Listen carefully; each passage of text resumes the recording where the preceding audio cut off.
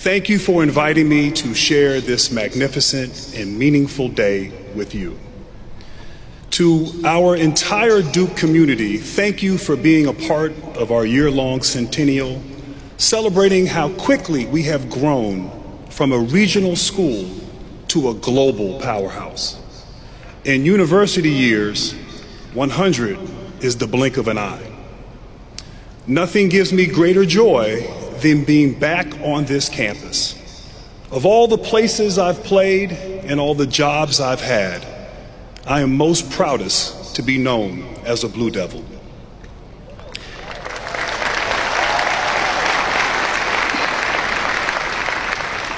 In class of 2025, I am honored to finally get to call you my fellow alumni.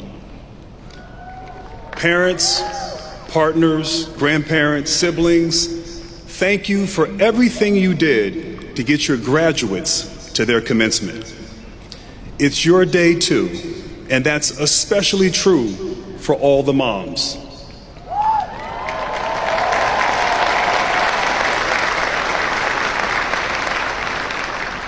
To those of you for whom Mother's Day is difficult, I am with you.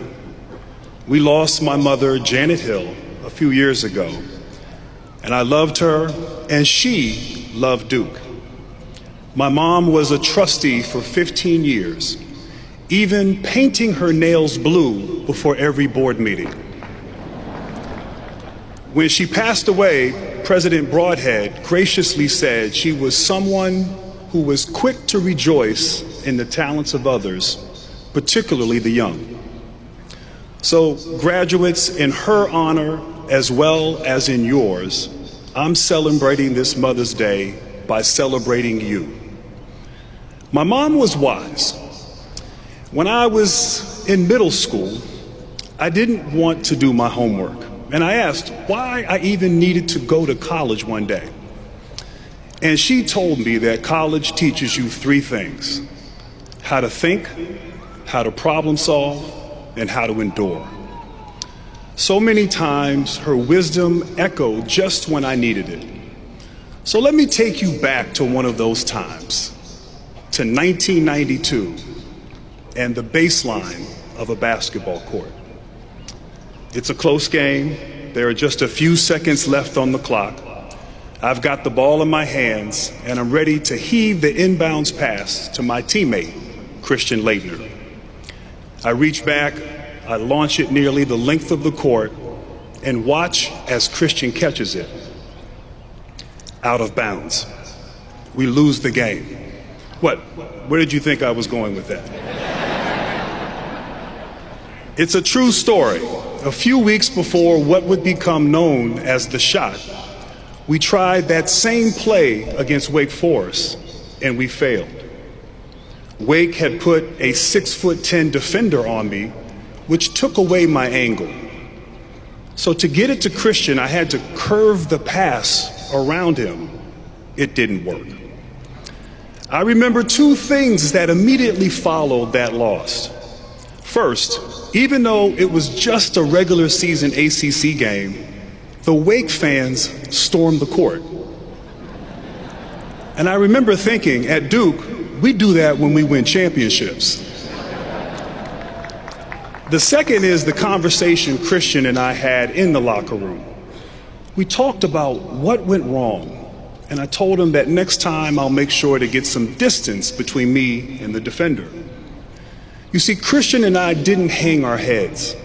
We put our heads together. We didn't blame the other team or each other. We didn't pity ourselves. We picked each other up and made sure that we knew that if we ever did it again, we'd do it right. And we couldn't have predicted that our next shot would come so soon or with such high stakes in overtime at the Elite Eight. And when it arrived, we were ready. Not because we were perfect the first time or because we had thrown that play out and drawn up a new one, but because we learned to think, problem solve, and endure. Mom was right. She respected academia, but revered pragmatism. You can live without Chaucer and you can live without calculus, my mom would say when I was growing up, but you cannot make it in this world without common sense. And when I moved away from home to come to Duke, she showed me that she always had my back. One Wednesday night, my freshman year, long before cell phones existed, my dad called my dorm and asked to speak to me. My roommate, Tony, answered the phone and told him that I was on a date. That really made my dad angry. He was livid to learn that I was out on a school night instead of studying. So the following day, I got a call, this time from my mom. And she said, no matter where you are, the next time your father calls, make sure Tony tells him you're at the library. One of the best ways my mom shared her wisdom was in a set of principles she took time to write down. She called it her top 10 list of how to achieve success. Don't worry, I'm not going to count down all 10, but I will tell you how it ends. Number 1, always listen to your mother. Even though she's gone, I still do. I still hear her voice. Class of 2025, as much as today is about celebration, I know it doesn't come without trepidation. Outside Duke's walls, the world has changed in so many ways over the last 4 years. And here on campus, after an endless series of tests, it feels like your reward is another one. You've already faced no shortage of them. The exams to get into Duke, the exams to get out, even the daily COVID test you took freshman year, racing to meet the deadline before your Duke card got shut off. And don't get me started on the quizzes you had to pass to get a K-ville tent just for a chance to get into Cameron. And by the way, I understand that someone here successfully answered the trivia question, what time of day was Cooper Flagg born? Respect. And now you face perhaps the most important test, whether you'll continue to live the values you've developed here, even when the world around you often doesn't. How do you hold on to what matters when so much is changing? I know you have some nerves about what it means to close this chapter. I've heard from some of you about it directly, and I know there's some ambivalence about today. I get it. This is a special place. And you might be worried that once you leave this campus, you'll lose this sense of community. You're nervous about finding your way without the people sitting around you right now. So let me assure you, what makes Duke special transcends time and place. Just wait until the first time you see someone wearing a Duke sweatshirt in an airport, and you'll see what I mean. My wife likes to remind me that this isn't normal. She tells me all the time, this isn't a college thing, it's a Duke thing. And last summer, one of my Duke mentors was there for me at a moment I needed him. It was the end of the Olympics, right before the gold medal game against France, the host country. The pressure was immense. We had underperformed at the World Cup the year before and barely made it out of the semifinals against Serbia. I was worried about, I was going to get banished to the island where they exiled Napoleon. So I called Coach K. He was steady and insightful as always. He broke down what happened in the last game, and he shared his own experiences dealing with pressure. He was comforting and encouraging, and I realized even decades later, even an ocean away, he's still coaching me. It was a testament to the strength of what starts here at Duke and stays between us. no matter how far apart we are in time or place. I know that 30 years from now, someone will be telling a similar story about Coach Shire or one of your many brilliant professors. What made Duke special for you wasn't just the fact that you were on the same campus, bonding over tests and tents, or East and West campuses, or Nugget and Peaches. What made this time special was not just a shared space, but shared values: respect, trust, inclusion, discovery, and excellence. What made this community special, one you helped build and that shaped you in return, is that it's made up of people who mean what they say and do what they say. People who don't just write down their values, but show up with them. Who, over 4 fun but hard years, extended you respect, trusted you, included you, joined you in the joys of discovery and pursued excellence, even when it was hard. That's integrity. In fact, on my mom's top 10, this is principle number 8. Guard your integrity as your most valuable asset, she wrote. Only you can give it away. So here's why I need you to hear this today. Out there in the world you're about to enter, the gap between what's said and what's done is too wide. You will meet people, rely on institutions, and listen to leaders who say all the right things, but when they're tested, they'll run, hide, and fold.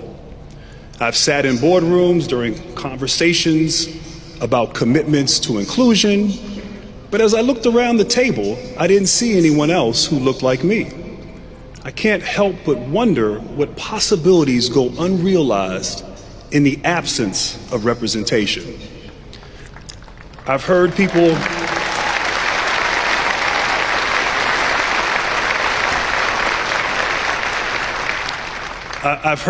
talk a big game in public about respect.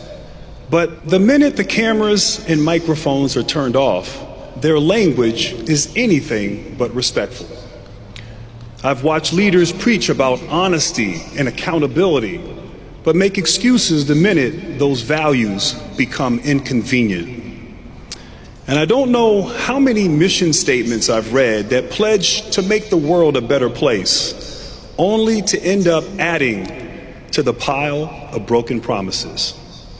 So many voices are saying they want to do the right thing. Then why does it feel like so few are following through? Graduates, this is your challenge in your next chapter. Help us close this gap.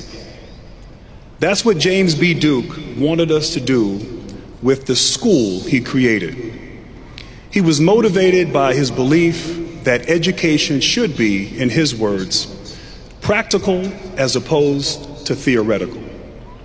Not just on paper, in practice. Not just dreaming, doing. Don't just list your values, live them. And yes, my mom knew this one too. Number 7 on her set of principles reads, don't be a passenger in life. You see, she knew that values aren't ideas. Values are verbs.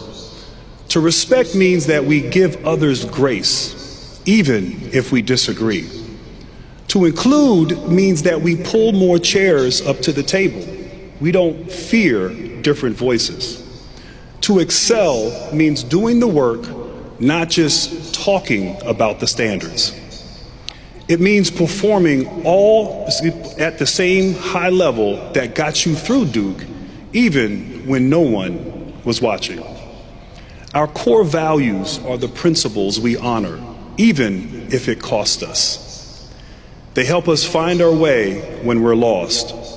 And among the most enduring lessons from your Duke experience are the values you've come to identify with. So as you go forward, remember that will sustain you. What will sustain you isn't where you are, it's who you are. The way to stay connected to Duke is by creating spaces wherever you go, where people are expected to keep their word and held accountable when they don't. Our values require us to take the wheel, so don't be a passenger. So I want to close with one last lesson from my mom.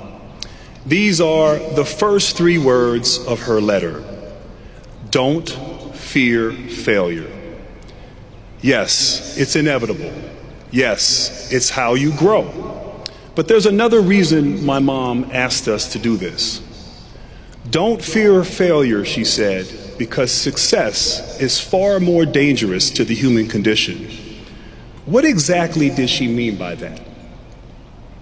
She knew that success without gratitude could make us too comfortable, and that success without fortitude can make us corruptible.